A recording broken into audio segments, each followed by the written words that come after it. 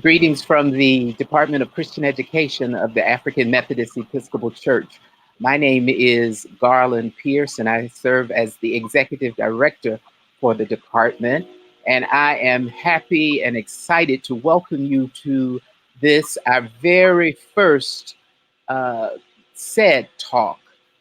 And we are excited to have you with us. We're excited to have our guest today, and we're excited about this learning possibility.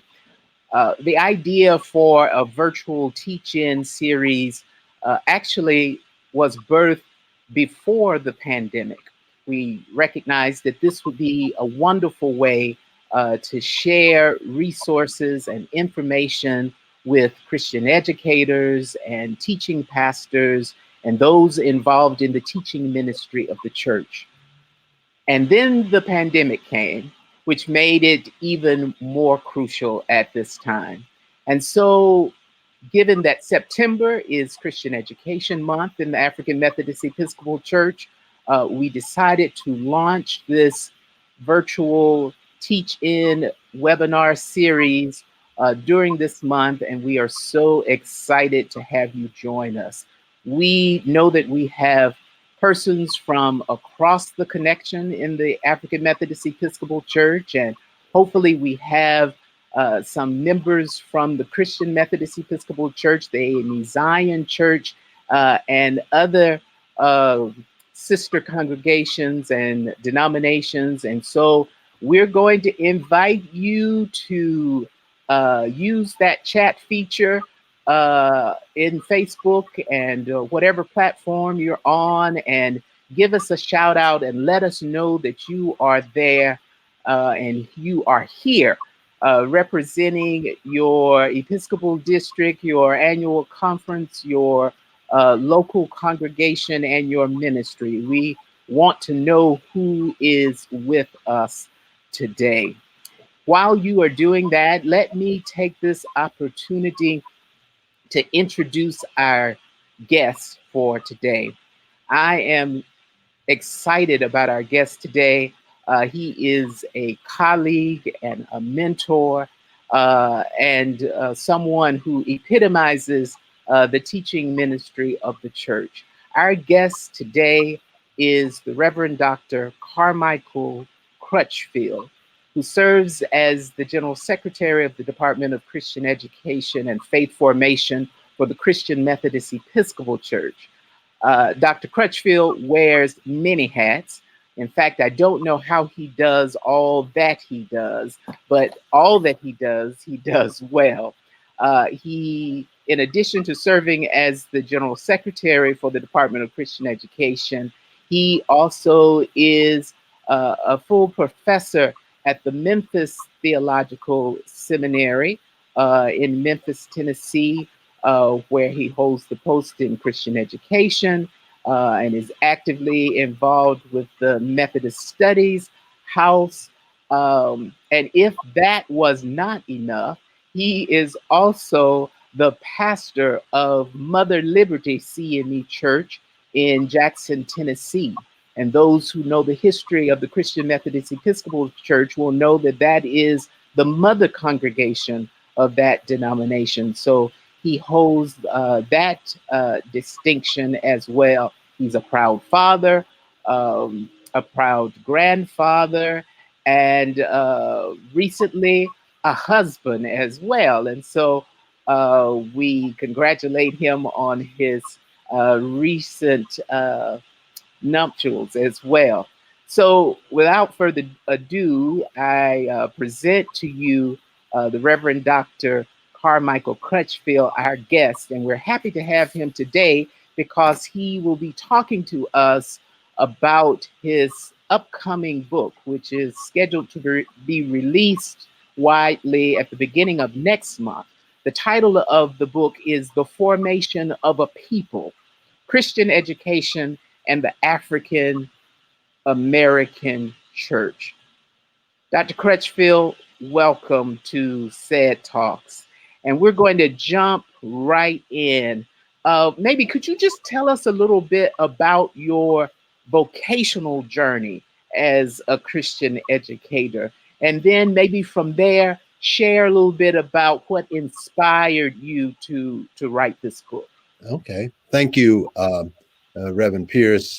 Definitely, I'm grateful and honored to be a part of this conversation today with my colleague and my friend and my brother as we talk today. Well, as I think about vocational journey as a Christian educator, it really starts way back when, and as I have learned through theological studies about inner and outward call. Um, I believe that this journey began for me way back when I was a Sunday school student in a little church in Northwest Tennessee called Bars Chapel Christian Methodist Episcopal Church in Como, Tennessee, uh, where my father was the adult Sunday school teacher all of the time that I could remember. And Sunday school became a vital part of my life. And I used to, and oftentimes I jokingly say this, but very much was truth until I came to seminary, that all I know about the Bible I learned in Sunday school. It started with that. It continued this journey, vocational journey, continued through young adult life. After I finished college, then moved to Arkansas. Uh, a person named Mrs. Betty Moore was the director of Christian education of the South Arkansas Annual Conference, and she got myself and then my wife involved in Christian education, and the journey began. And then I was fortunate enough, while in seminary and then a little bit after seminary, to work for my predecessor, who was later elected bishop and the deceased now Bishop Ronald M. Cunningham, who I consider as my mentor. And finally, this vocational journey uh, uh, moved forward to me being elected General Secretary of Christian Education. But that was only after I had attended seminary and gained a couple of degrees and learned and gained appreciation for Christian education in a deeper way. And what inspired me to write this book? No, two or three things. One, my good colleague and friend, Dr. Denise Jansen, and I gave a proposal to Judson Press, writing a book on formation of youth, uh, adolescent African American youth. And Judson, well, we have a contract for that, but they wanted me and to know if I was interested in writing a book about Christian education in the African American church. I had given consideration to it before, but this sort of pushed me forward with that, and was glad to do it. And then, lastly, where what inspired me was uh, I teach every semester a course that I use Dr. Ann Wimberly's book, Soul Stories, which connects our story with God's story. And all of those things have inspired me to write this book. So here we are with it. So it sounds like it's been a long and a very fruitful journey, and you have been a lifelong learner. Yes. I jokingly call you Dr. Carmichael Crutchfield, in as much as you have a D-Min and a PhD. Uh, so that's exciting to hear about your journey, both as a educator, but also the journey that has led you to be an author as well. Now, you make mention in your book, you talk about the fact that Christian education has existed in the African American church, but you say it is often viewed from a very narrow perspective. What do you mean by this? Well, I what I mean by this is that sometimes we compartmentalize Christian education in the church, where my experience has been as a pastor and a person involved now on a connectional level. and in ecumenical circles, of course, as well, it has been that we oftentimes compartmentalize it in saying that we have a Christian education department, a Christian education board, Christian education committee, and it sometimes gets narrowed down to those few people who have been designated as the Christian educators in the church, so to speak. And so we oftentimes don't see Christian education in a broader aspect that it is contained and part of what we do in all of the life of the church. It is what, in our case, what steward boards do, what stewardesses do, what ushers do, what music ministry, all of that is a part of the educational ministry of the church. But oftentimes people see it only limited to those people who are involved in it. And so people will even say, I'm not a Christian educator. Therefore, sometimes we see fewer numbers in Sunday church school because people don't consider themselves as people who need education or to be part of education. And so they are not part of it. So we narrow it into this narrow way of thinking. I think you're absolutely right, and I would assume that that is part of the reason why you use the term formation. You talk about formation even in the title of your book. Uh, what is the role of formation in the educational process within the church as you see it? Well, it is that lifelong process. When you asked me earlier about my vocational journey, um, it really is not just that's my vocational journey. But when I think about my Christian journey, I think about it as being formed over time in a long process, and that it was not just a classroom, one classroom after another, graduating from one place to another place to another place, but it was all of this effort was made. Even and in the book I speak to and talk to about worship as formation, and how the songs, how the prayers, how we are formed as Christians through all of these things through our lifetime, and that it's no accident that in our local churches and in our denominations, we have so designed it where there is something educational offered for every age level in the church, as we refer to it as cradle to grave. And so, children, I know I oftentimes, when I have baptized infants and talk to parents, one of the things I really try to emphasize to them is that the journey is beginning with this baptism, because you've made a decision that you're going to bring this child up in the ways of Christ, and that this will mean that this child will be a part of what is all that's offered by the church. And then it becomes a tragedy, and tragedy really, when the local church doesn't provide for every age group in the church, because every age group needs to be formed, and not only in the educational part of it, but also in worship. As I mentioned, as I said earlier in the book, and I'm teaching a series now on spiritual formation and hymns, and how the hymns have formed people, and I know how the hymns have formed me as a Christian. So that's what I mean by formation.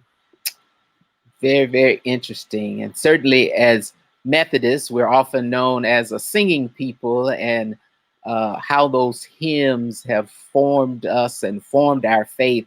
That must be a fascinating class. You Yeah. also talk a lot about discipleship as it relates to Christian education. And I wonder if you could say more about that, because I know sometimes, again, when it comes to the departmentalization, some would say discipleship has more to do with evangelism and church growth. but you advocate and I think articulate quite well how discipleship is a part of the work of Christian education. I wonder if you could say a little bit more about that to help our audience understand it. Okay, I will certainly do that. And as sort of as a prelude to that, several years ago in the church when I was a young adult, one of our bishops, um, I think he was a senior bishop at the time, proposed this plan that was called 2020. Um, and what he envisioned in that plan by the year 2020, the year that we're in now, that the entire church would be disciple. And what he meant by that, and then after that, a plan was laid out by the CME Church called Discipleship 2000, which was in that time to say by the year 2000, and this was in the 90s, that we would have this plan that we would be working towards 2020, where everyone would be disciple. Well, all of that, as we know, as Methodists, sometimes comes and goes based on who's in leadership. Well, discipleship for me, it was in that journey in the 90s that I began to see and started reading, and then even did my DMin around the idea of discipleship. And the idea for me is simply this, and it's from the Wesleyan understanding of discipleship is really about following Jesus. And that's all caught up in loving God and loving your neighbor, and learning what that means to the greatest depth of learning about what it means to really follow Jesus. So the learning aspect, the discipleship, and why education is a part, is that you can't, and I contend that you can't become a disciple of Jesus Christ. And that's why he says, make disciples. You can't become a disciple of Jesus Christ without learning. And that's part of the making process that's taking place. And so uh, all of the educational process is in trying to push and help us to become more and more like Jesus, and become being more and more into the image of Jesus Christ. And that's where formation takes, being formed in his image, but our walking in his image, learning from him, following him, and what it means when we read the biblical account in Matthew 5 through 7, the reportedly the sermon, what we call the Sermon on the Mount. What is Jesus teaching us in that Sermon on the Mount? What is he teaching us about? What does it mean? And then when he talks about the kingdom of God, what does the kingdom of God really look like? What does that mean? What is that? And I contend that all of the Bible is helping us to see exactly what Jesus is talking about. He's not just talking about what he's teaching, but he's teaching about the entire Bible and all of the Hebrew as well as the New Testament, about what it is to be people of justice, people of peace, people of love, people who follow Jesus and exemplify and live out, and not just the words, but to live out what it is to be a disciple and a follower of Jesus Christ. So discipleship, and I did a piece and for the Department of Christian Education called "It's All About Discipleship," and for me, that's what really it's all about. Whether it's in worship, whether it's stewardship, or whatever it is, it has to do with discipleship. So discipleship is tied in with this lifelong learning. It's holistic, and I guess even with the word disciple, a disciple always has a teacher. Yes. So that's the link there for us, and certainly for some of our viewers who um, have a relationship with ITC, the Interdenominational Theological Center.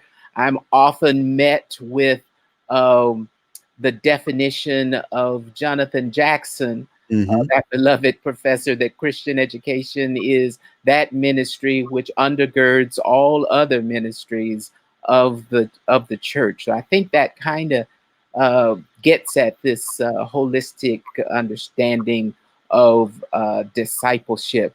And I think you've touched on it, but perhaps you want to say a little bit more, because Christian education often is equated with Sunday church school. And Right. certainly, Sunday church school historically has been a critical part of instrument for uh, the teaching of the faith to countless children and adults and everything in between. But I wonder if you have some thoughts concerning that whole notion about equating Christian education with Sunday church school. Yeah, I do, and it's interesting as you ask that question, and one of the chapters in the book speaks to Sunday church school, because I don't think you can really have Christian education without taking seriously Sunday church school. There are some people today who think that it's not important, but it's teaching, uh, and I think and now you being Reverend Pierce, now the chair of the Committee on Uniform Series for the National Council of Churches and the International Lesson Series, it makes me, and it leads me to say some more about that. But let me answer this question about that. It's more than that. It's good. It's excellent. As a matter of fact, we must have it, and I don't want to ever downplay it. But it's much more than that. When in my classes at the seminary, my intro class, I always ask people, what is their definition of Christian education? And invariably, more than 50% of the class will answer it with Sunday church school, because that's what really people have seen it to be. But it's much, much more than that, because what you said earlier about Professor Jackson, and I quote him often too in class, is that if we just limit it to Sunday school, then all the other ministries, all of the other things going on in the church don't have an educational base. They're just things and functions that we do. And so it's absolutely important to understand that church school, Sunday church school, is important to the local church, as important as it is to the local church. It is not all of what Christian education is about. Christian education, as I uh, often say, and have been informed over the years, this teaching business takes place all over the place, and that if we limit it to Sunday church school, then we're not going to be good leaders of people in the other arenas of the church. We're not going to be mentors. We're not going to be those who are leading the church as lay people in other places in the church, because we'll see it as just a function and not see as necessary as part of the Christian education journey. And that all of life, all of the life teaches us something. And the world, as John Wesley said, that the world is his parish, I see the world as one large classroom, and that every place is a place for learning, a place for teaching, and that it cannot and should not ever be limited to Sunday church school, because what happens absolutely with that, we'll limit it to those people who show up for Sunday church school, and that means that we're not part of Christian education. I like that. So from John Wesley's "The World as His Parish" to Carmichael Crutchfield, "The World as his classroom." I like that, and I think you're spot on. Let me just pause for a brief moment to acknowledge those persons who have signed on and who are participating in this live broadcast. I see we have persons from Colorado and Missouri and Virginia and South Carolina and South Africa. And so we certainly welcome all of you here, and we appreciate the comments that you are sharing your amens to the fact that every age level needs to be formed, and therefore we have to have age appropriate curriculum and resources to aid in that formation, and that our primary task is about discipleship and making disciples. So thank you for those comments, and keep those comments coming as we continue this particular conversation. So, Dr. Crutchfield, what's the future of Christian education? Where do you see Christian education going? You are a pastor that is a teaching pastor.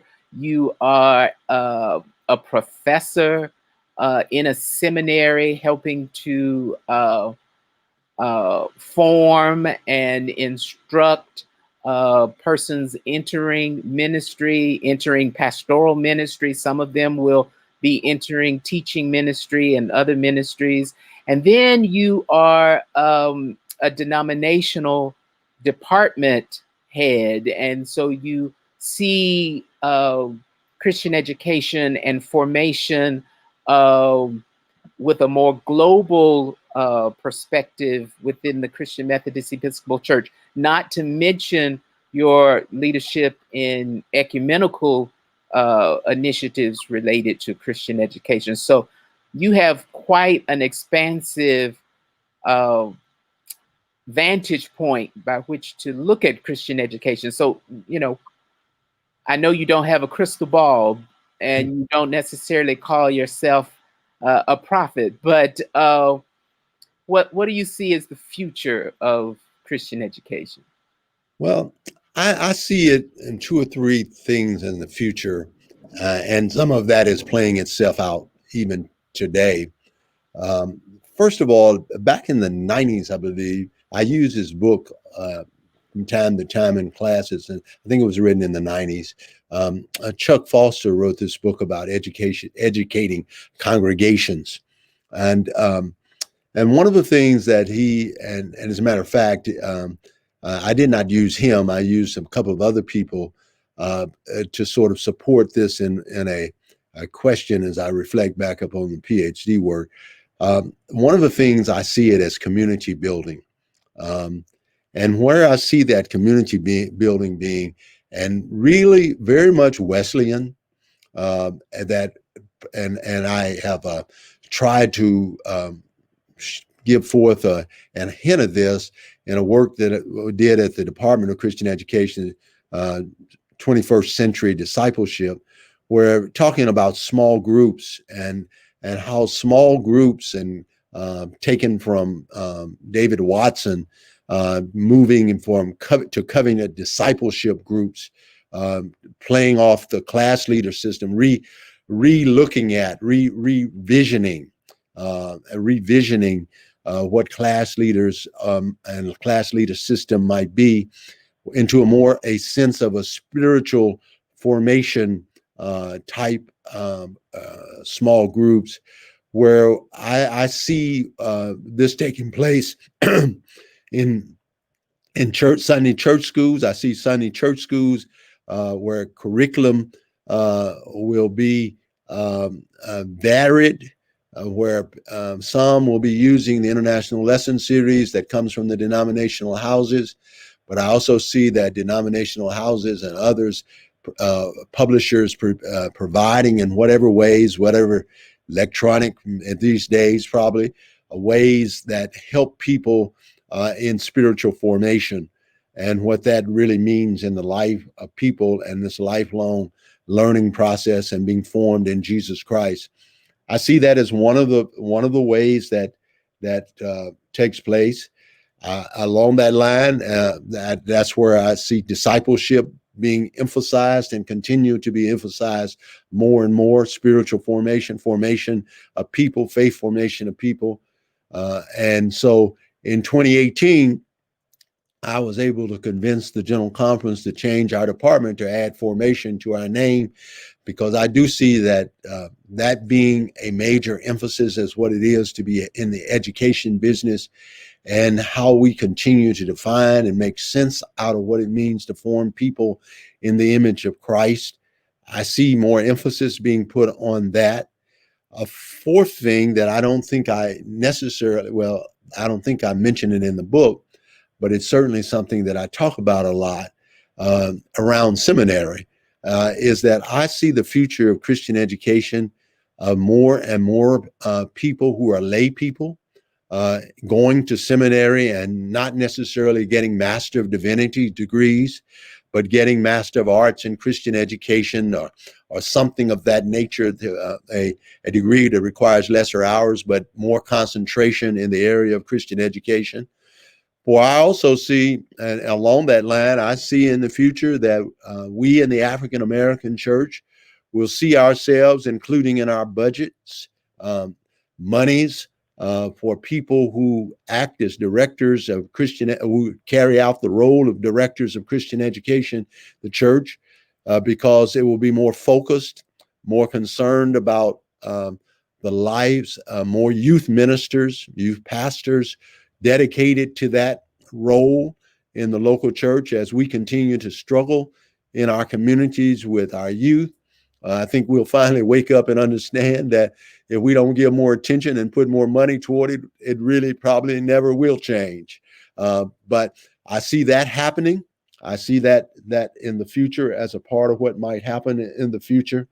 And then in my book, I do speak about as the future a critical pedagogy, a time where we give more attention and less attention to memorizations, maybe of scripture, although that's nothing bad about memorization of scripture, but more time given to and helping our young people, especially, to name problems, to reflect upon those problems, and then to take action with those problems and become involved more and more in areas of social justice, areas where we need more and more people on the front lines and even on the back lines of making things I think we will live out. And so part of the book talks about that part of being a Christian educator is helping people to move to a place of seeing what God sees and thinking like God sees, and about justice. And I'm reminded of a sermon I preached a few weeks ago from the lectionary, is that Jesus tells Peter to get behind me, and because he's thinking like human beings, and God is keep challenging us to think more like God. And that's why I say being formed in the image of God. So those are some of the things that I sort of see the future of Christian education being in my eyes. Thank you for that. So it seems like the future of Christian education is bright. So that's something to say Yeah. hallelujah to, something to give thanks for. And I can see some of the comments that are coming in, and there are a lot of amens and hallelujahs to your view of the future in Christian education.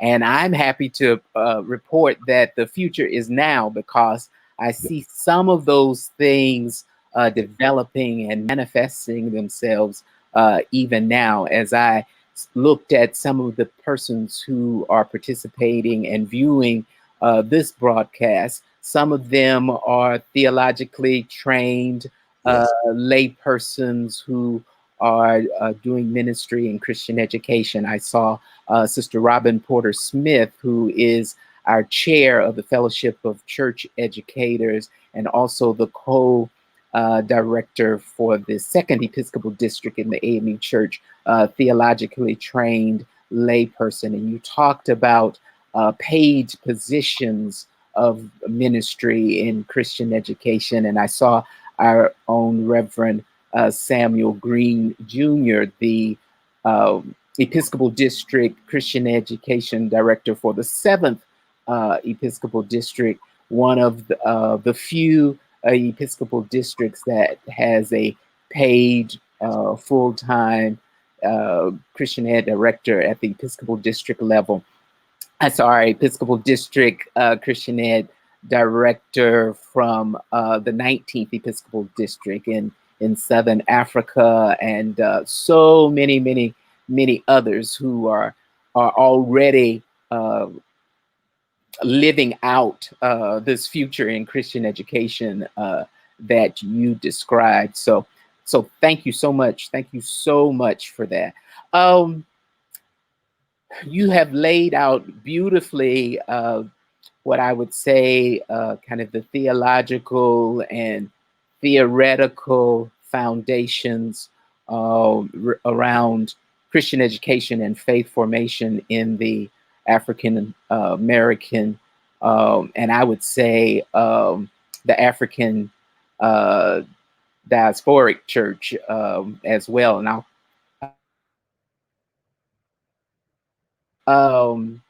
but I also know that there are some persons watching this and some people who will watch this who are particularly interested about where the rubber meets the road, per se, and they're looking for practical application and practical implementation of some of the things we're talking about. You know, we've talked about Sunday church school and Bible study and age specific Christian education and formation. Certainly within the AME Church Department of Christian Education, we see all of this. It's a wide variety of ministries which fall structurally under the Department of Christian Education. Those that I've named, but also scouting and rites of passage, music and Christian arts, writing ministry, curriculum development, even men's ministry. So, how would you say that your forthcoming book speaks practically to these and other ministries of Christian education? Okay. I think that it speaks to the fact that it and something, people say nothing's new under the sun. It's just, I think, emphasizing and affirming and confirming some of the work that people are doing now. It also gives people something to put in their toolbox, but that might emphasize and give teaching. There is, I think that the bottom line, the most practical thing that we can do in Christian education is to be teachers and the best teachers that we can be. And part of that, I will say that I'll say the practical piece for me is that we must give tremendous attention to the idea and the ideas of critical pedagogy, where we are emphasizing to our people the need for us to be people who have action, and that our lessons, and in every lesson that's taught, and this is probably where the practical part comes, whether it's church school, whether it's vacation Bible school, whether it's a class being taught to the choir or whoever, the action that the when people leave that classroom or leave that opportunity for learning, what action are they taking as a response of that, as in response to that? How has this lesson caused me to be better at what God has called me to do, and not only be better at it, but to be actively doing something about it and taking and going forth. Um, I think that the book also emphasizes the need before we can do, we have to be, and that we have to spend time ourselves with God so that we can be who God wants us to be. And that one of the things in our teaching ministry, and the practical thing is part of the practical things is that, and that's when I mentioned small groups earlier, and small discipleship groups and whatever, helping people to be formed in the image of Jesus Christ, and using the curriculum that's available to us, and giving more emphasis to using those curriculums that are like us, like what we are about and who we are about and what has formed people like us, and helping that hopefully will help us to be. And as we are to be, and then we're able to do, and then we'll be able to tell others. And in doing that, we then are making more and more disciples. So I believe it's very practical in all aspects of ministry under the umbrella of Christian education, but it all lies under the idea of teaching. Like that. And a lot of our viewers are liking what you're saying too. So I can imagine there are going to be a lot of people running out to buy your book the first of next month. And just in case you think you're only talking to AMEs, let me let you know that there's some CMEs who are watching and responding. Sister Pansy Washington is offering her thanks to you for this discussion on formation and discipleship, and there are others as well. I want you to put on. You have so many hats. You can keep them all on, but I want you to put the pastor hat on top of all the professor hat and the denominational leader hat for just a second. When you think about your role as pastor and all that encompasses doing local ministry in a particular context. If you hand to a fellow pastor your book, or a Christian educator in a local congregation, if you give him or her your book, what suggestions would you offer to them as to how to use your book? Okay, that's a very good question. I think I would in the back in most chapters, I believe I have some reflection questions at the end of the chapter. So I would say to pastors to use this book as an opportunity for people to read together. Um, and as they read together in small groups, preferably, but if it's a larger group, that's okay too. But give much attention to the reflection questions, and use the reflection questions as a springboard for discussion in the local church about your particular situation as it relates to that chapter, relates to that question, and how that speaks to your particular church. I would say that. And I think in doing that, that's what I'm going to do at my local church with it. That's how I'm going to use it. I'm going to ask people to read it together, and sort of, you may want to call it a book club. I do believe in people reading books together and discussing them and reflecting upon them, and that's why I try to prepare those reflection questions. Not anything very deep, just some real quick questions that sort of maybe gets people thinking and reflecting upon what has been said. And I think three things hopefully will happen as a response of that to that. What I think that when you ask, I thought you were going to ask me another question about pastors. Something I learned in my MDiv classes, and I've tried to practice it as a pastor, and seeing the role of the pastor is to do three things: equip people, enable people, and empower people. And I believe that's what this book would do if people did it as I outlined earlier.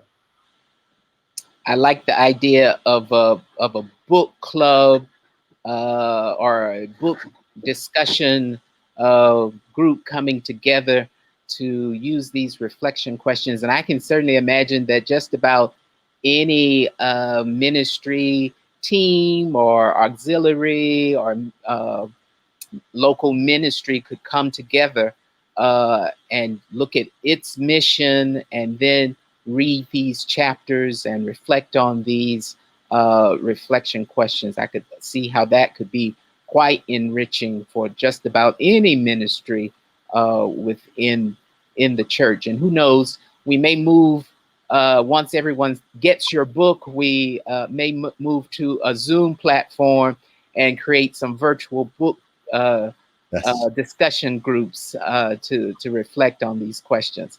That sounds like an exciting possibility.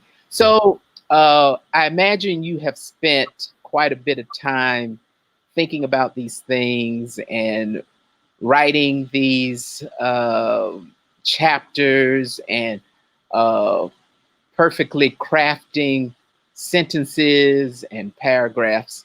And I know you are often you're very humble, uh, but I can imagine when you got the book, it's printed. Judson has sent you your copy of the book, and you opened it and you started skimming and reading. I suspect there might have been a couple of things that surprised you that you might have even forgotten that you wrote. Or maybe you read something and you were like, huh, I wrote that? That's pretty good. Uh, there's probably a lot of those in the book, but I'm wondering if something jumps out at you, and maybe if you could, you might read that sentence or that paragraph to us. yes, I'll be glad to. Yeah, and you're absolutely right, Reverend Pierce. I certainly that is definitely the case. And um, actually, uh, I read the forward first from Dr. Wimberly, who I admire and respect greatly. And I was very moved by what she had written. But then later, I just started, as you said, sort of flipping through the book. And this is what a paragraph that I on page 37. Um, and in the middle of that page, I write, so what does this all mean for Christian education in the African American church? Socialization is still needed. However, the way it is delivered has to be intentional and certainly different than how it was delivered decades before. When I became a busy pastor and seminary student and felt I was losing touch with my children as they grew older, I adapted my routine and began to take them to breakfast on Sunday morning prior to Sunday church school. I simply wanted to know how they were doing. I like to think it was a good thing, but that is not my point.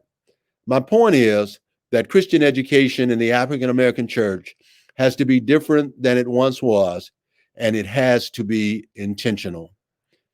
Then, intentionality involves three main foci: curriculum, goals, and accountability. It really is a question of what we will study and what we want to happen after the study.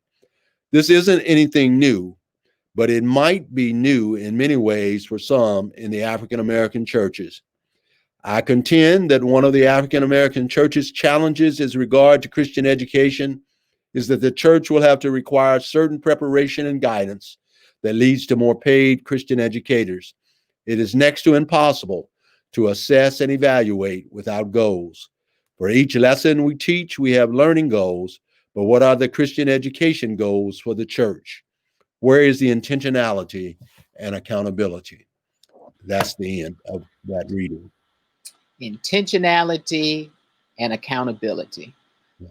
And something about that is very biblical.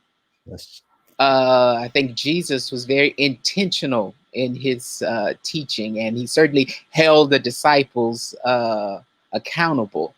And I would say it's something also very Methodist about it. It makes me think about the class leader system, where we gather to ask the question, "How is it with your soul?" And there is formation that happens there, but there is also this mutual accountability. So while it might not be new, it certainly is important that it be lifted up again in this new time and this new reality that we find ourselves. So yeah, thank you for that. And I would agree that that's good stuff. That's good stuff. Continuing to kind of think on Methodism, Mhm. um, you quoted John Wesley a little earlier about the world being his parish, and certainly the AME Church as well as the CME Church. Um, they are global churches. Yes. They are in the Caribbean and Africa and other Europe and other parts of the world. Your book is specifically uh, entitled and perhaps focused on the African American church, but uh, what might be some of the learnings or strategies that you talk about in this book that might be applicable to AMEs and CMEs and churches uh, that are in other parts of the world outside of the U.S., even if they might have to take those principles or strategies and adapt them to their current and local context. Um, I think that actually, and of course, definitely the intentionality with African American church, uh, um, because that's what I speak to primarily. But the I think that it's fairly easy to take these principles. For instance, uh, in one chapter that really I was moved to write about how testimony is part of Christian education. And I quote uh, uh, two or three occasions those enslaved Africans who were brought to America.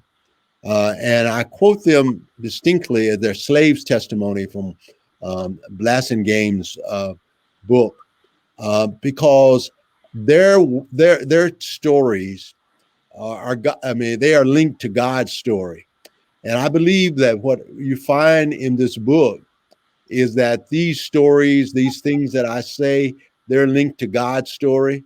And no matter where we are, what culture we come from, that I think we find that linkage taking place and those principles being there regardless of what you're in every place, in every situation. There are issues and of justice and issues of the issue of love certainly is universal, and the issue of grace is universal. So all of those things apply no matter where we are. I think it's a good application for whether in Africa, the Caribbean, or wherever the case might be. I believe that it will speak to the souls of those people of the diaspora. Thank you. I hear in your comments about testimony and story.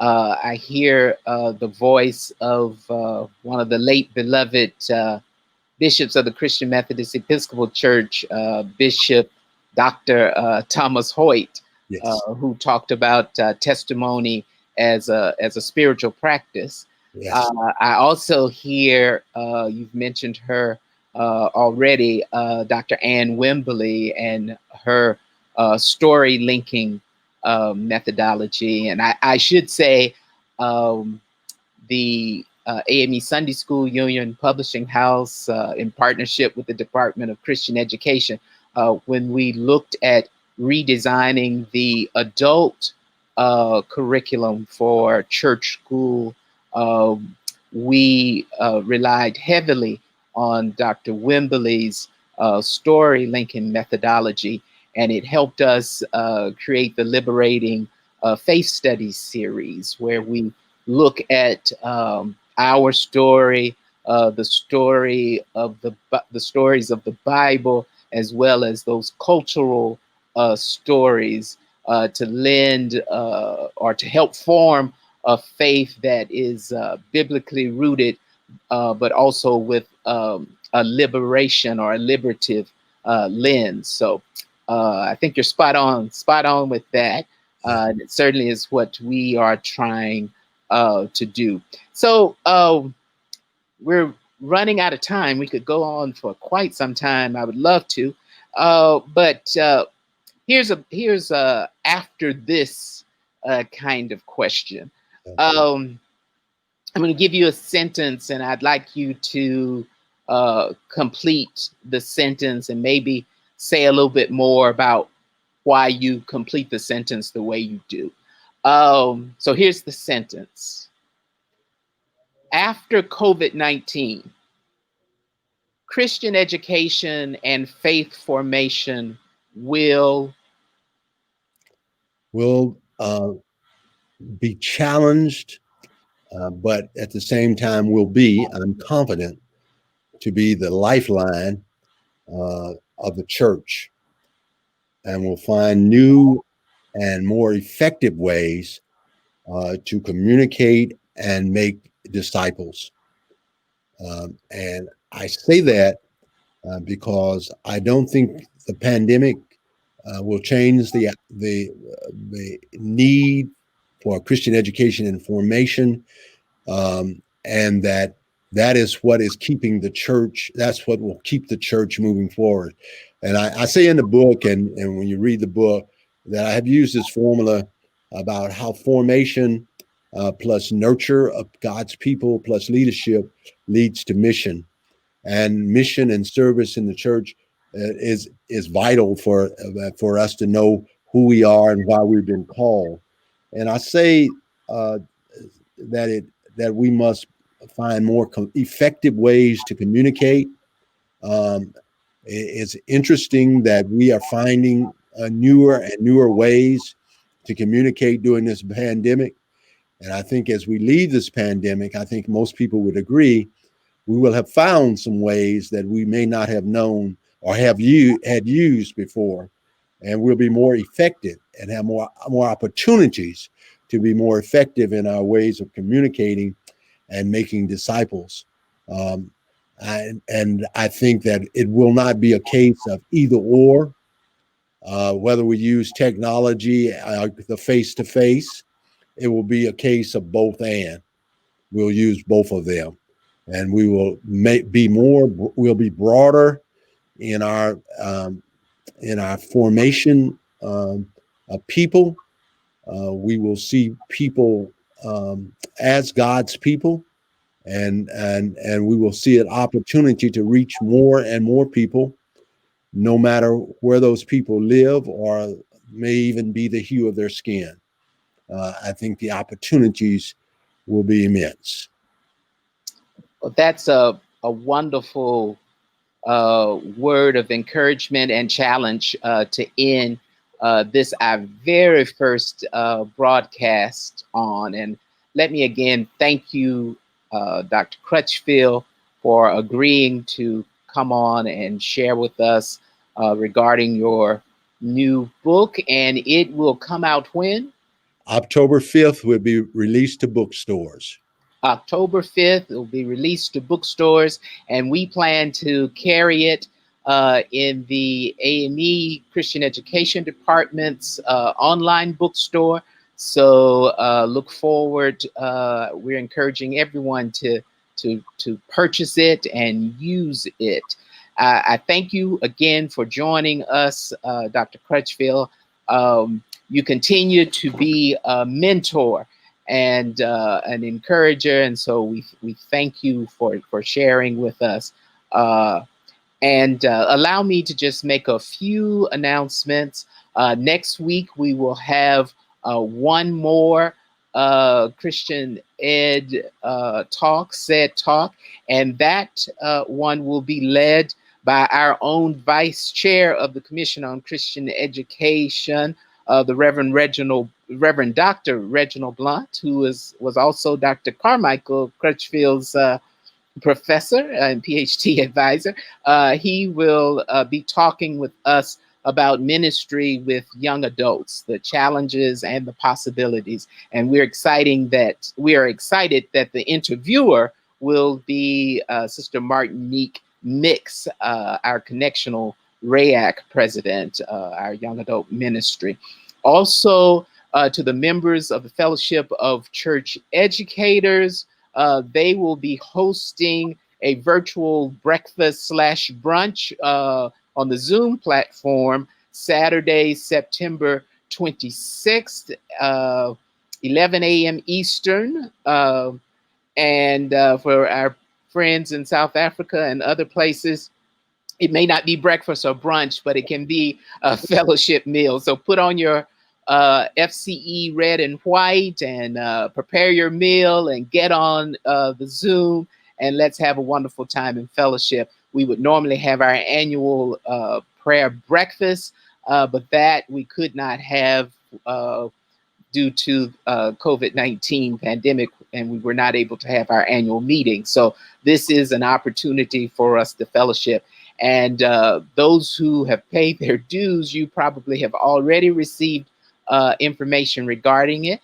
For those who may still be interested and have not received the information, if you can get more information by emailing fce@ameced.com. The department continues to produce resources during the pandemic, resources such as devotionals and intergenerational activities, videos, music downloads. And also, given that September is Christian Education Month in the AME Church, you'll also find litanies and promotional and recruitment ideas. All of these resources are free and can be found at ameced.com/free resources. So we encourage you to take advantage of these resources. And then finally, our AME Church Publishing House and Sunday School Union has created for us a platform for Connectional Church School. Every Sunday, we have teachers and participants from all over the connection. This coming Sunday at 9 a.m. Eastern, the instructor will be the Reverend Dr. Joy Gallman of the 4th Episcopal District, pastor of St. Mark's AME Church in Milwaukee, and the immediate past chair of the Fellowship of Church Educators. So we encourage you to sign on and join in church school this coming Sunday. Let me again thank you, Dr. Crutchfield, for sharing with us. Let me also thank our chair of the Commission on Christian Education, Bishop David R. Daniels, our chief cheerleader, for all of his support of the work of the department, the Woods Digital Solutions, who have helped us get all of this together, and Ms. Carlene L. Douglas, our department office administrator, for all of her work, and certainly to Sister Kiara. I knew I was going to mess up her name. I'm sorry. Kiratiana Freeland, our webinar broadcast producer. We certainly could not have done any of this without any of you, and certainly to the viewers. We could talk, but if you didn't show up to listen, it would be in vain. So thank you so much for participating. We hope to see you next week, next Friday, same time, but next Friday. And let us extend to all of you again blessings during this 2020 Christian Education Month. And as we close with a PSA, a public service announcement from the Social Action Commission and the lay organization and other partners of the AME Church, with an AME v voter mobilization video highlighting being with our senior bishop AJ Richardson, offering some words to us to encourage us and to encourage everyone who we know within the U.S. Who is eligible to vote, to mobilize and go out and exercise our citizenship as well as our discipleship. God bless you and take care. Amen. I'm A.J. Richardson, Senior Bishop of the African Methodist Episcopal Church. It seems that in every election cycle, someone is sure to say how important the upcoming election is. The narrative goes something like this. This is the most critical election in a generation. Well, this time we really mean it. We can't stress strongly enough just how crucial this election is. Up and down the ballot, national, state, and local elections. Voting is not only our civic duty, it is also our duty of faith with concerns for the environment, affordable health care, education, the economy, for our nation's place in the world, and the myriad other existential public policy issues that affect our lives, the lives of our families, and the next generation. By all means, vote.